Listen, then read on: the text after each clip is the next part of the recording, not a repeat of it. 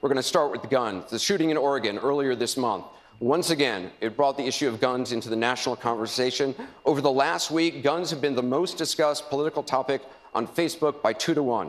Senator Sanders, you voted against the Brady bill, mandated background checks and a waiting period. You also supported allowing riders to bring guns in checked bags on Amtrak trains. For a decade, you said that holding gun manufacturers legally responsible for mass shootings is a bad idea. Now you say you're reconsidering that. Which is it? Shield the gun companies from lawsuits or not?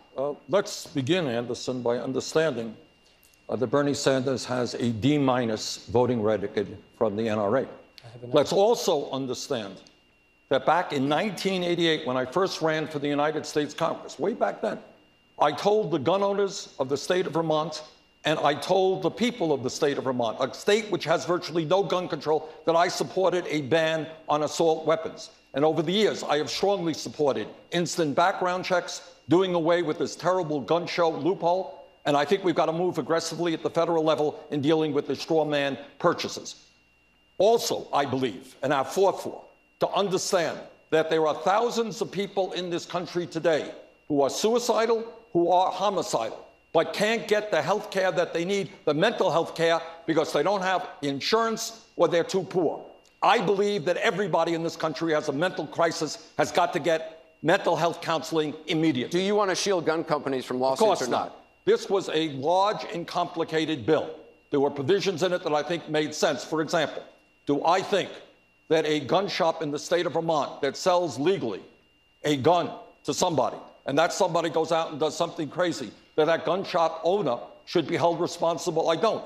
On the other hand, where you have manufacturers and where you have gun shops knowingly giving guns to criminals or aiding and abetting that, of course we should take action. Secretary Clinton, is Bernie Sanders tough enough on guns? No, not at all. I think that we have to look at the fact that we lose 90 people a day from gun violence. This has gone on too long, and it's time the entire country stood up against the NRA.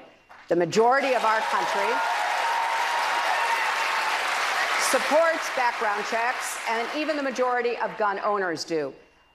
Senator Sanders did vote 5 times against the Brady bill. Since it was passed, more than 2 million prohibited purchases have been prevented.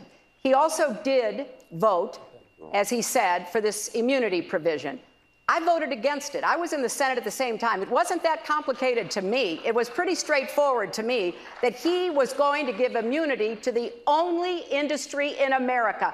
Everybody else has to be accountable, but not the gun manufacturers. And we need to stand up and say enough of that. We're not going to let it continue. We're going to bring you all in on this, but Senator Sanders, you have to be able to respond. As a senator from a rural state, what I can tell Secretary Clinton, that all the shouting in the world is not going to do what I would hope all of us want, and that is keep guns out of the hands of people who should not have those guns and end this horrible violence that we are seeing.